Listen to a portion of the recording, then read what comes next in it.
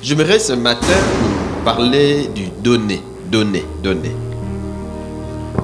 Et donner est un principe biblique enseigné dans l'Ancien, tout comme dans le Nouveau Testament. Et aujourd'hui, je vous parlerai de quelques vérités sur donner. La première que j'aimerais partager avec nous aujourd'hui, c'est que donner est un moyen de bâtir, un moyen de travailler pour Dieu et avec Dieu. Comment ce Dieu doit-il demander des offrandes? Comment ce Dieu doit-il avoir besoin de dons? Comment c'est sa maison qu'il veut avoir au milieu de nos maisons? Et les financements doivent venir de nous. Nous bénissons le Seigneur pour ce dimanche matin. Il nous attire dans sa maison. Y a-t-il des gens qui ont expérimenté la main de Dieu au courant de la semaine? Gloire au Seigneur. Alléluia. J'aimerais ce matin nous parler du donner. Et donner est un principe biblique enseigné dans l'Ancien, tout comme dans le Nouveau Testament. Et aujourd'hui, je nous parlerai de quelques vérités sur donner.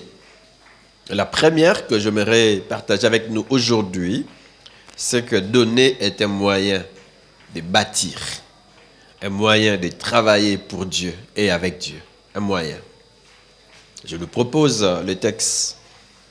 quelques textes de l'Ancien Testament.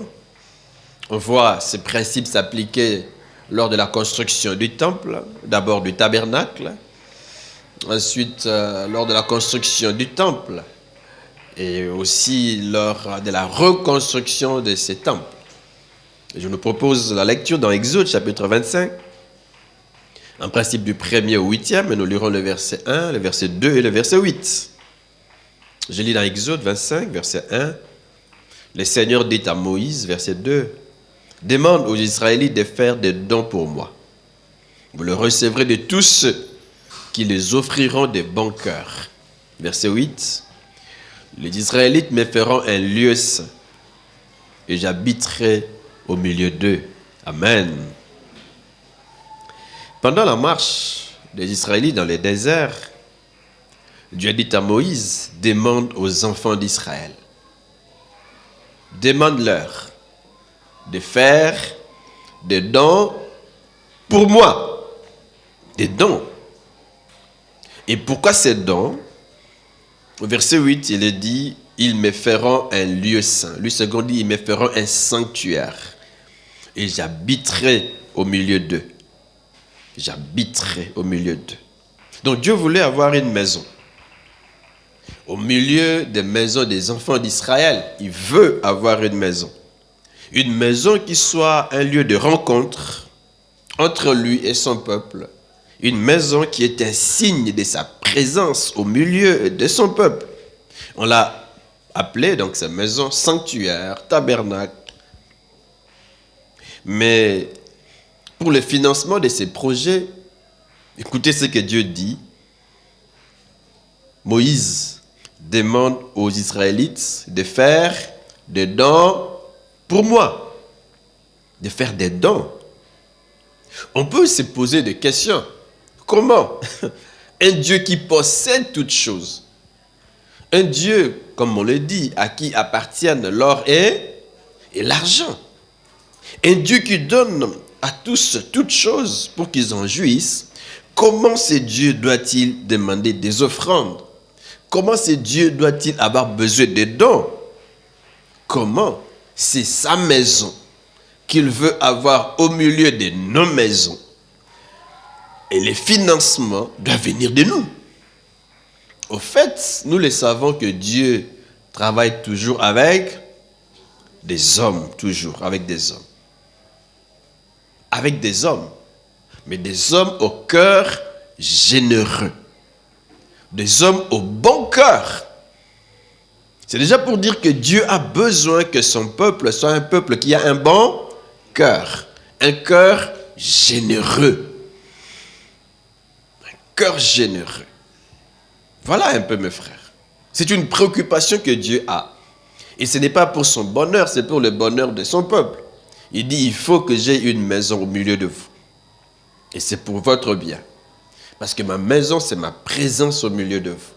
Ma présence au milieu de vous, c'est votre bénédiction. Ma présence au milieu de vous, en fait, c'est pour votre bien. C'est pour votre sécurité. C'est pour votre protection. Et vos ennemis ne pourront rien contre vous. Je veux moi-même marcher avec vous. Je veux vous éclairer, vous montrer le chemin, la voie à suivre. Je vous défendrai. Je me manifesterai au milieu de vous. Faites-moi une maison. Je veux avoir une maison.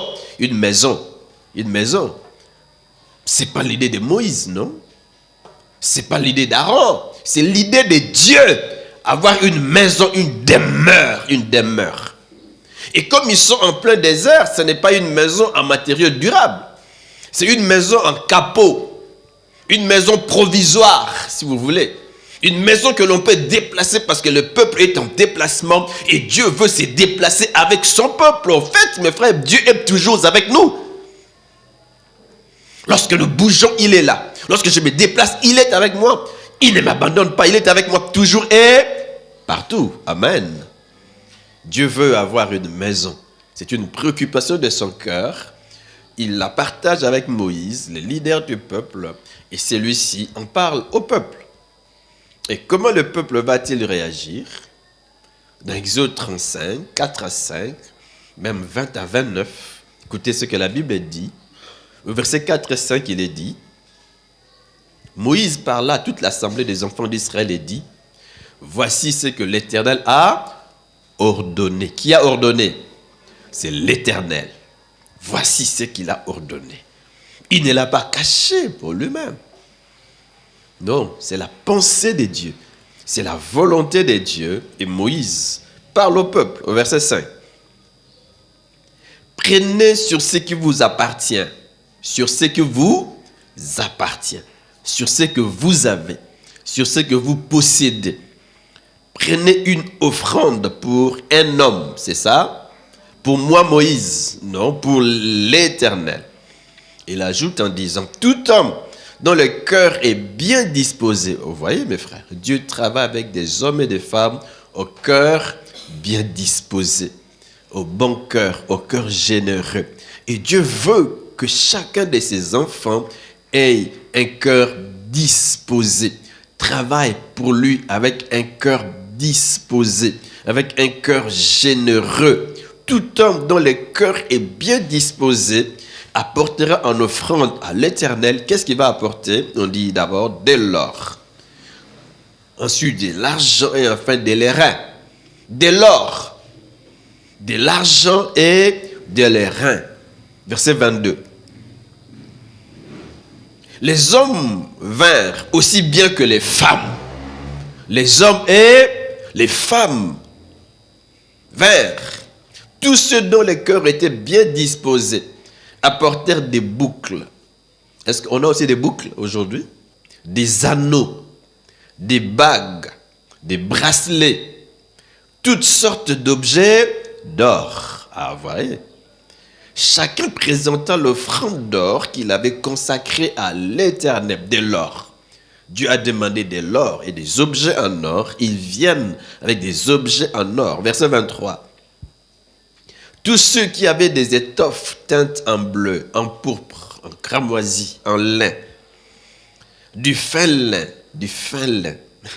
et du poil des chèvres, des peaux de bélier teintes en rouge et de peau de dauphin, les apportèrent. Verset 24. Tous ceux qui présentèrent par élévation une offrande d'argent et des reins apportèrent l'offrande à l'Éternel. Tous ceux qui avaient du bois d'acacia. Est-ce que vous me suivez? Du bois d'acacia pour les ouvrages destinés au service l'apportèrent. 25. Toutes les femmes, est-ce qu'il y a des femmes ici? Toutes les femmes qui avaient de l'habileté, y a-t-il des femmes qui ont de l'habileté ici? Y en a-t-il? Vous voyez que Dieu veut que même les femmes aient de l'habileté, qu'elles soient des femmes de valeur. Toutes les femmes qui avaient de l'habileté filèrent de leurs mains et elles apportèrent leur ouvrage, des fils teints en bleu, en pourpre, en cramoisi et du fin lin. 26. Toutes les femmes dont le cœur était bien disposé, les cœurs bien disposés. Je prie que nous ayons dans cette église des hommes et des femmes au cœur bien disposés. Que nous ayons des femmes au cœur bien disposées. Y en a-t-il ce matin au milieu de nous? Toutes les femmes dont les cœurs étaient bien disposés et qui avaient de l'habileté, filèrent du poil des chèvres. 27. Les principaux du peuple, le chef, apportèrent des pierres d'onyx et d'autres pierres pour la garniture de l'éphod et du pectoral. 28. Des aromates et de l'huile pour les chandeliers, pour le d'onction et pour les parfums odoriférants. Verset 29. Tous les enfants d'Israël, hommes et femmes dont le cœur était disposé à contribuer pour l'œuvre que l'Éternel avait ordonnée par Moïse, apportèrent des offrandes volontaires à l'Éternel. Magnifique. Vous voyez, Dieu qui dit, qui manifeste sa volonté, la préoccupation de son cœur, il veut avoir une maison au milieu de son peuple. Moïse communique cette pensée à Israël, au peuple, et celui-ci réagit positivement. C'est bien de réagir positivement. Positivement. Donner, c'est un moyen de bâtir pour Dieu, de travailler pour Dieu. Dieu dit donner et il donne. Amen. C'est un exemple à suivre. Suivons cet exemple. En ce qui concerne la construction du temple, les mêmes principes sont observés. Je vous propose la lecture de 1 Chronique 29. 1 à 5. Ici, c'est avec David et des enfants d'Israël pour la construction du temple. Ils sont déjà dans la terre promise. Ils ne sont plus, n'est-ce pas, en plein désert. Non. Le verset 1 dit, le roi David dit à toute l'assemblée, mon fils Salomon, que Dieu a choisi, est jeune et sans expérience. Jeune. Nous devons aider les jeunes. Amen. Amen. Nous devons aider les jeunes. Nos enfants à avoir de l'expérience, à bien grandir. Et nous aussi les jeunes, laissons-nous être façonnés, modélés par les vieux, par ceux qui sont plus âgés que nous, par les adultes, par nos parents. Laissons-nous modeler, suivons leurs conseils, imitons leurs bons exemples, imitons leurs exemples. Amen. Amen. Mon fils Salomon que Dieu a choisi, il n'est pas choisi par un homme, c'est Dieu qui l'a choisi, est jeune et sans expérience. Donc même s'il est jeune, mais il est choisi par qui? Par Dieu. Est-ce que parce que Dieu l'a choisi directement, il a de l'expérience? Non, il faut du temps pour lui. Il faut du temps pour lui. Or, le travail à réaliser est immense. En effet, il ne s'agit pas de construire un palais bien défendu pour un homme. Ce n'est pas les temples qu'on doit construire pour Dieu. Ce n'est pas les palais d'un homme, non. Non. Mais de bâtir les temples du Seigneur Dieu. Seigneur Dieu. Il faut déjà savoir qu'ici, je l'ai dit, ils ne sont plus en plein désert. Ils sont déjà dans la terre promise. Ils se sont bâtis des maisons. Ils se sont bâtis des palais comme David qui habite un bon palais. Un bon palais. En bois de cèdre. Beau, riche. Mais ils se rendent compte que la maison de Dieu est abandonnée. En tout cas, depuis qu'ils sont dans la terre promise, ils ne s'occupent plus du tabernacle ou disons même de l'arche de Dieu. Ils ne s'occupent plus de Dieu. Ils l'ont abandonné loin. Dans une maison en capot, déchirée, abandonnée. David dit non, ce n'est pas possible. Je ne peux pas moi habiter dans un palais, dans une maison richement construite et la maison de Dieu être abandonnée. David dit du temps de Saül, nous ne nous sommes pas occupés de la maison de Dieu. Pendant tous les règnes de Saül, Saül ne s'est pas préoccupé de la maison de Dieu. Elle est abandonnée, elle est en capot. David dit non, ça ne doit pas se passer ainsi, non. Vous voyez mes frères, quand on est charnel, on a du mal à penser à Dieu. Saül qui représente un homme charnel, il ne s'occupe pas de la maison de Dieu. Abandonné. Pour lui, Dieu ne compte pas.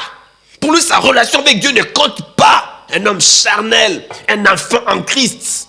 Pour lui, ça ne sert pas même qu'on bâtisse pour Dieu une belle maison. Non, ce n'est pas sa préoccupation.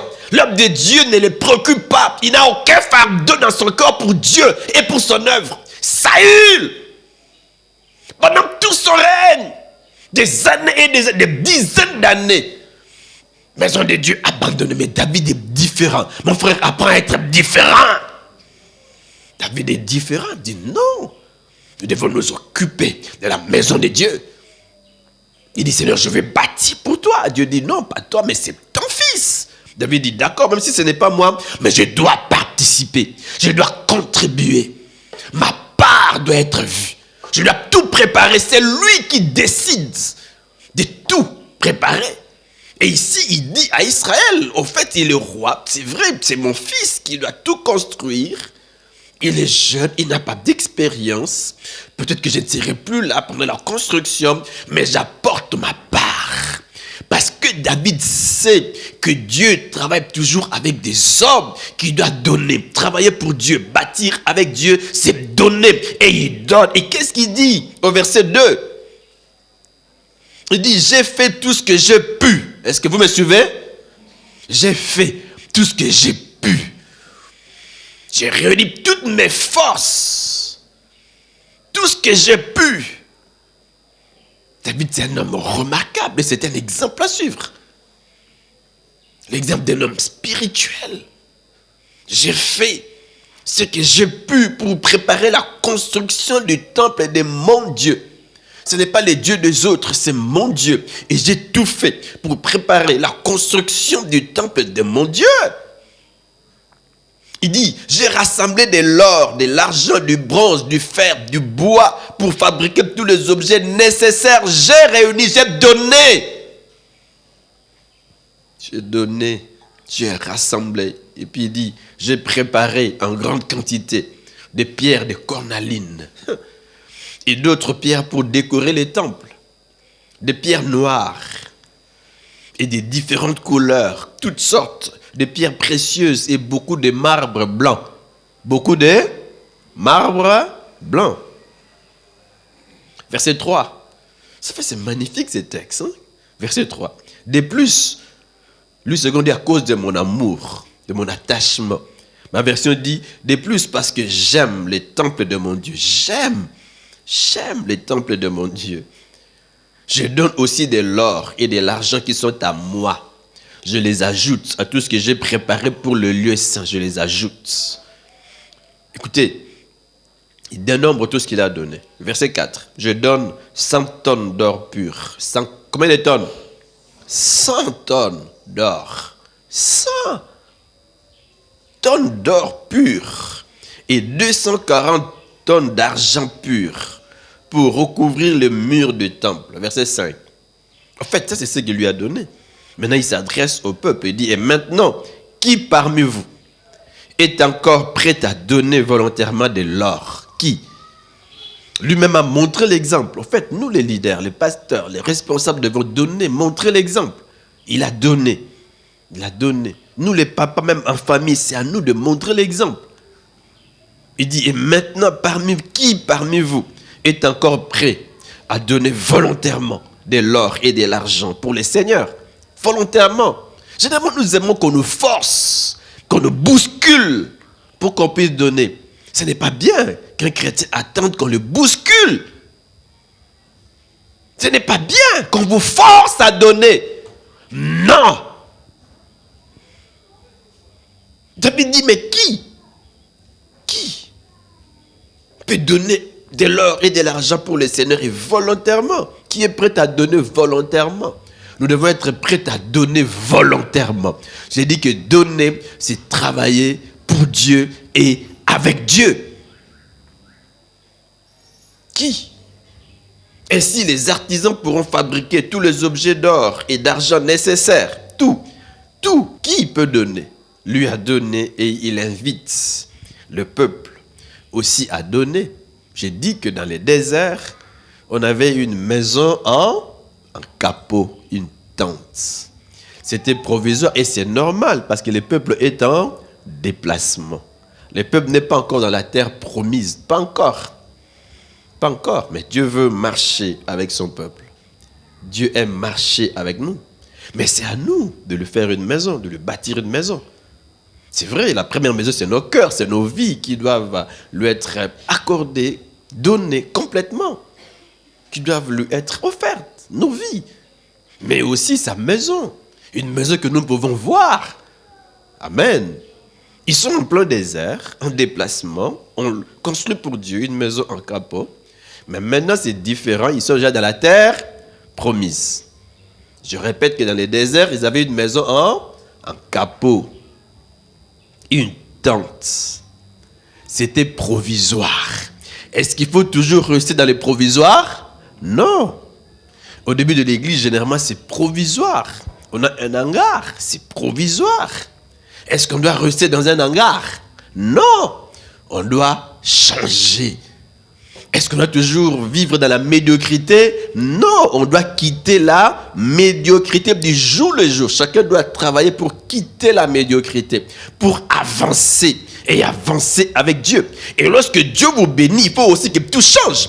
Dieu les a bénis, ils sont déjà dans la terre promise, mais tout doit changer.